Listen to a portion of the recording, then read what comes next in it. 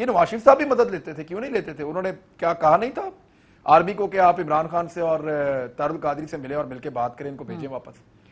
तो मुलाकात हुई थी, तब भी बात हुई थी, और उस बात का जो है वो नतीजा आपके सामने। तो मामला बड़ा क्लियर है। ये सारे फौज के साथ ताल्लुकात बनाते हैं, फौज ही सबको आशीर्वाद देकर लेकर आती है।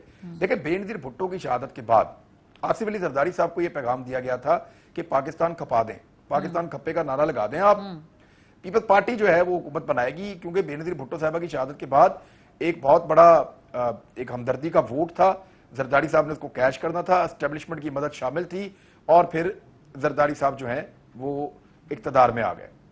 उसके बाद जब उनकी फौज के साथ बिगड़ी तो नवाज शरीफ साहब ने अपने आप को पेश कर दिया। उन्होंने कहा जी मैं हाजिर हूं, मेमोगेट स्कैंडल में चले गए। मियां नवाज शरीफ साहब ने अपने आप को काबिल कबूल बनाया फौज की नजर में, और फौज की हर बात के ऊपर लब्बैक कहा, और उनके कहने के ऊपर वो सारा कुछ किया जो उनको सूट करता था उस वक्त आखिरी टाइम पे जरदारी साहब के। फिर मियां नवाज शरीफ साहब आ गए।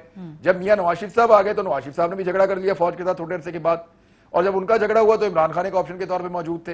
अब इमरान खान साहब आ गए। अब इमरान खान साहब पे डिपेंड करता है कि वो कब तक फौज के साथ, इदारों के साथ ज्यादा बेहतर चलते हैं।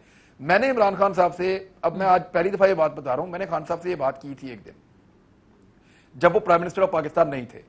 मैंने उनसे कहा था मुझे ऐसा लगता है कि अगर आप प्राइम मिनिस्टर बनेंगे तो आपकी फौज से बहुत जल्दी लड़ाई हो जाएगी, क्योंकि मियां नवाज शरीफ में और जरदारी साहब में टेम्परामेंट जो है वो बहुत ज्यादा है आपकी निस्बत।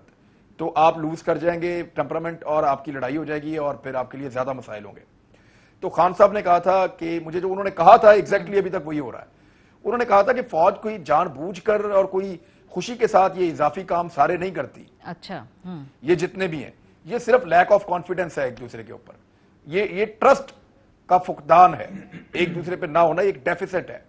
और ये जब आप उनके साथ काम करेंगे और जब आपका ट्रस्ट का डेफिसिट खत्म हो जाएगा तो अल्टीमेटली ये सारी चीजें पॉलिटिकल क़यादत को फ्यूचर में करनी है। अच्छा, और अगर आप एक तसादुम की तरफ जाएंगे, जाते ही आप फ्रस्ट्रेट हो जाएंगे तो फिर मसला खराब हो जाएगा और ये लड़ाई कभी नहीं रुकेगी। इस लड़ाई को रुकने के लिए लगातार उनके साथ बैठ के काम करना पड़ेगा और एक एतमाद की फिजा बनानी पड़ेगी जिसमें पॉलिटिकल लोग और एस्टेब्लिशमेंट के लोग एक दूसरे पे एतबार करें, एक दूसरे को शक की नजर से ना देखें। अच्छा। ये खान साहब का कहना था उस वक्त। मैं बड़ा हैरान हुआ था कि इमरान खान जैसा आदमी ऐसी बात, तो लेकिन अभी तक तो वो उसके ऊपर पूरा अपेरेंटली लग रहा है कि जो उनकी अप्रोच है वो बाहिर उसी के ऊपर काम करे।